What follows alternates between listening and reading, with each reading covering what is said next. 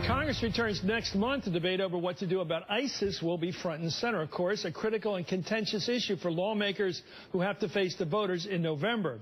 U.S. Congresswoman Barbara Lee of California joins us right now. Congresswoman, we just had a discussion with Chuck Todd about whether the Congress wants to vote. I would think your party would want to vote on this. Even from a liberal area like Berkeley and Oakland, you'd want to have a discussion and a vote up or down. Should we go after ISIS? What do you think? Yes, Chris, I think we absolutely should have a vote, and I think we should have it sooner rather than later.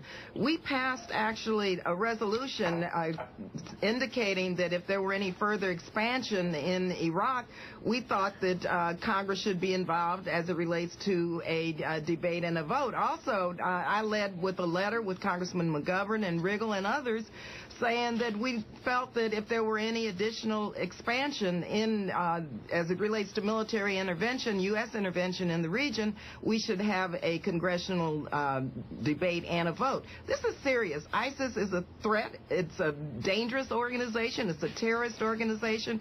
We need to be in Washington, D.C. talking about the pros and cons, talking about what options are available for the president, and in fact, I think that it's absolutely essential that Congress engage in a debate on this very important issue. You know, Congressman, I keep thinking about what I would do if I were president. I'm sure you do, because you're in office. I'm not in office, but I think about it all the time. I think if I were Obama, I'd look for places where I could put a vote to Congress. They have to agree with me.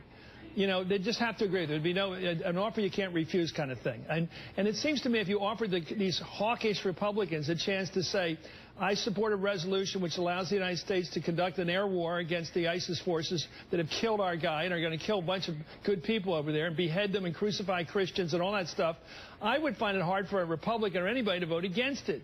What do you think about the Republicans? Why are they resisting a vote or what?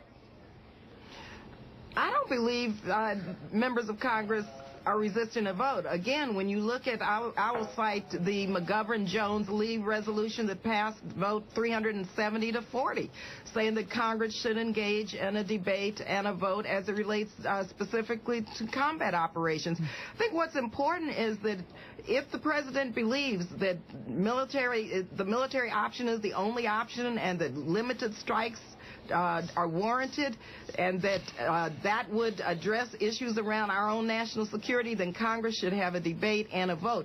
I believe that people want to hear this debate. We don't want to get involved in a full-scale war again, Chris.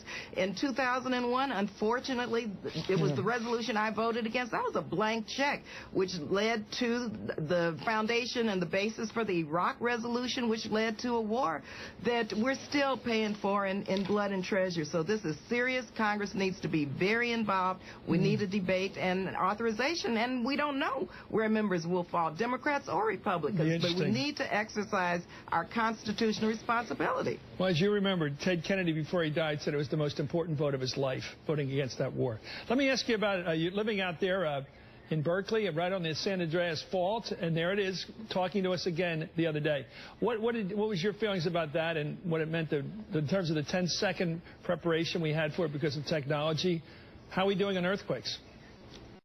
Let me first, my prayers and thoughts are with those who were injured and hope for their speedy recovery, Chris. I've talked to Congressman Thompson. The community, because of new earthquake preparedness and standards, are recovering more quickly than occurred during the earthquake in 1989 right here in Oakland, where it was a total tragedy.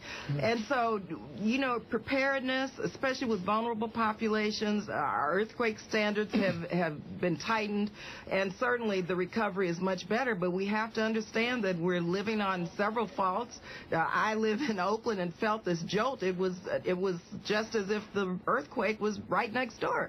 And so we have to remember that California and other states, have this very natural disaster preparedness that we have to keep in mind. There's a website, I believe it's californiaseismic.gov, that people should go to read about what to do to be prepared. But again, the community of Napa, it appears that in spite of this being a 6.0 quake, which is very strong, that they're pulling together, they're unifying, and they're coming to grips with their recovery efforts.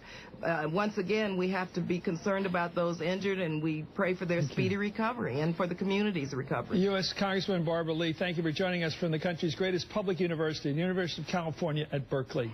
Anyway, we're going to have more about Napa and the earthquake right after this.